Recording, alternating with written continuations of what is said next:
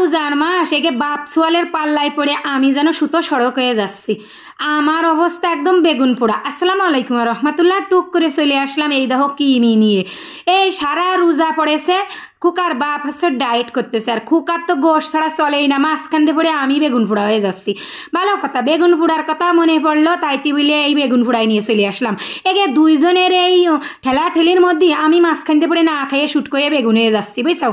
তা আমি কি করতেছি, ওই যে একজন ডায়েট করতেছে সে তো বাদাম ফল ফাকড় ছাড়া কিছু খাচ্ছে না, ডিম টিম ছাড়া, আর একজন গোশ ছাড়া ভাতই খাবে না। মাঝখান দিয়ে পড়ে আমার তো আর গোশ খাতে ইচ্ছা করতেছে না, গ্যাস ম্যাশ হইয়া আমার অবস্থা একদম কাহিল। তাইতে বলে একদম ওই ইয়াতানের মারে দিয়ে একটা বাগুন পোড়াই নিয়ে আইসি। ইয়াতানের মা না চুলোয় রান্না করে, আমরা তো ডেলি গ্যাসে বাগুন পোড়াই। গ্যাসে বাগুন পোড়ালে অত ভালো ডহের হয় না, তা ওই চুলোয় পোড়ালি না ফাইন হয়। তাই ইয়াতানের মার কাছে এই বাগুনটা দিয়ে আসলাম, তা কি সুন্দর পোড়াই দিছে, একটু ফুটা পোকই নিয়ের মধ্যে। আজকের মানে মেলা দিন পরে একটু শান্তি মতো ভাত খাবো। সারা রোজার মাসে একজন গোশ খাবে একজন খাবে না, মাঝখান দিয়ে আমি কি করবো? তাইতে বলে ভাবলাম কিছু একটা তো করতে হবে, বাঁচতে গেলি। তাই সেই ইয়াতানের মার কাছে এই বাগুনটা দিয়ে আসলাম, আর কয়টা টমেটো দিয়ে আসলাম। সেই টমেটো পোড়াই দিয়েছে আর বাগুন পোড়াই দিয়েছে। বাগুনটাই এত্তরে বড়, 1/2 কেজি ওজন। তা সেই এক খাবলা হয়েছে।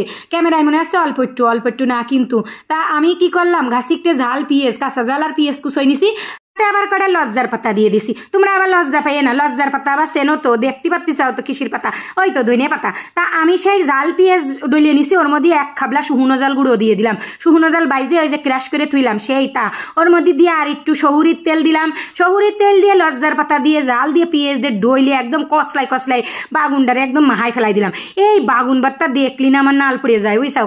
আহানে কি আর দুই বাবিটা তো খাওয়া বন্ধ করে দিয়েছে, আমি মাঝখান দিয়ে পড়িয়ে এই বেশি এরে সেই জাল পেঁয়াজ দিয়ে বাগুনটা বত্তারি নিলাম।